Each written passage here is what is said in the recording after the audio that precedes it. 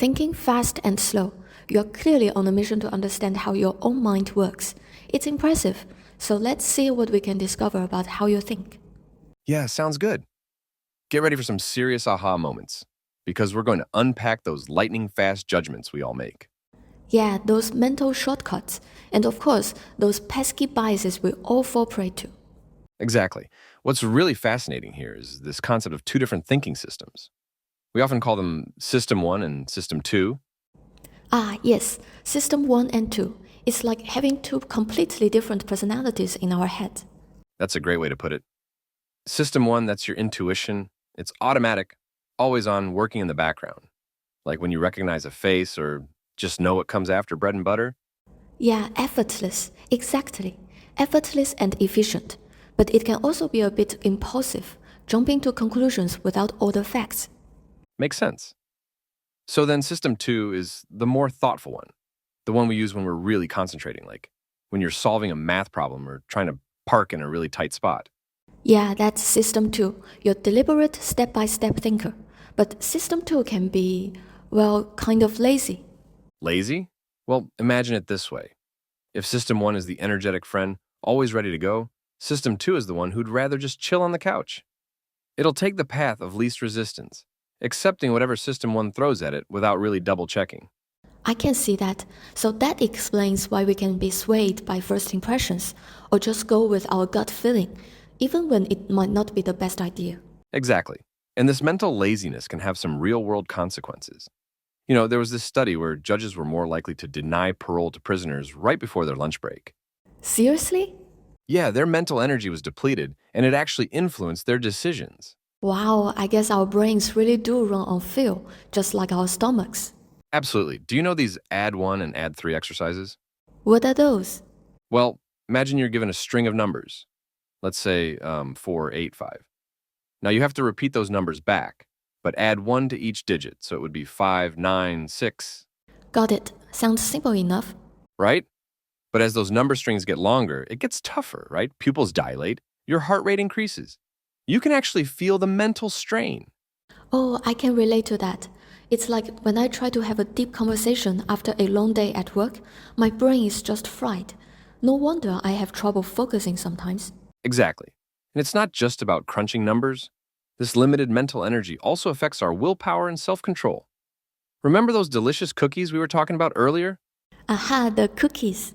Well, research shows that resisting those tempting treats, or resisting any kind of impulse, actually depletes that mental energy, making it harder to resist other temptations later on. So wait, you are telling me if I resist that extra slice of pizza at lunch, I might be more likely to snap at a coworker later in the day? It's definitely a possibility. Roy Baumeister, he's a leading researcher in this area. He calls it ego depletion. His studies have shown that even seemingly simple acts of self-control drain our mental batteries, affecting everything from our decision-making to our emotions. So we really do have a limited mental energy budget. It's fascinating, but also a little scary. How do we make sure we are making good decisions, especially when we are tired or stressed? That's where understanding all of this becomes so important. By knowing our limitations, we can be more strategic about how we use that mental energy. Makes sense. So we've got these two systems working together, System 1 and System 2, and we've got a limited budget of mental energy to power them. Right. But it sounds like there's even more to this story. Oh, absolutely. There's this really cool phenomenon, how our minds link ideas together and how easily we can be primed to think in certain ways without even realizing it. Priming. Okay, tell me more about that. Well, it's like, have you ever noticed how just seeing a certain word can make you think of a related word? Like, if you see the word eat, you are more likely to recognize the word soap faster than the word soup, even though they sound similar. That is really strange. When you think about it, how does that even work? It's because our brains are constantly looking for patterns and making connections. So when you see eat, it activates a whole network of related concepts in your mind, making soup more accessible. It's like your brain is already prepared to go in a certain direction. Yeah, exactly. And this priming effect, it's not just about words either. Your posture, your facial expressions, even the temperature of the room can subtly influence your thoughts and feelings. For example, holding a warm drink can actually make you perceive someone as more friendly. Wait, so if I offer someone a cup of coffee, they might like me more? It's possible. These unconscious influences are constantly shaping our perceptions and judgments, often without us even knowing it. And this ties into another fascinating concept, cognitive ease. Cognitive ease, what's that? It's that feeling of ease when something is easy to process, like when you finally finish a puzzle and everything just clicks into place. Our brains love things that are fluid and familiar. Anything that makes processing information easier, like repetition, clear fonts, rhyming phrases, this all creates a sense of cognitive ease. I get it. So when something is easy to understand, it just feels right? Exactly. And here's the thing, we tend to associate that feeling of ease with truth. We are more likely to believe something if it feels fluent and familiar. So if I hear something repeated enough times, even if it's not true, I might start to believe it just because it sounds familiar. That's exactly why propaganda and marketing can be so effective. They exploit our desire for cognitive ease. And that honesty box experiment you mentioned, just putting up pictures of eyes watching people in a break room, it actually tripled the amount they contributed for coffee. Yeah, it's crazy how a little thing like that can influence our behavior without us even realizing it. It really shows the power of these unconscious influences. And it raises a big question for you. Would you be susceptible to these subtle manipulations?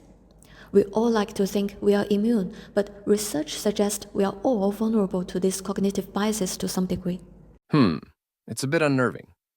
If our brains are always taking shortcuts and making snap judgments, how do we know what to trust?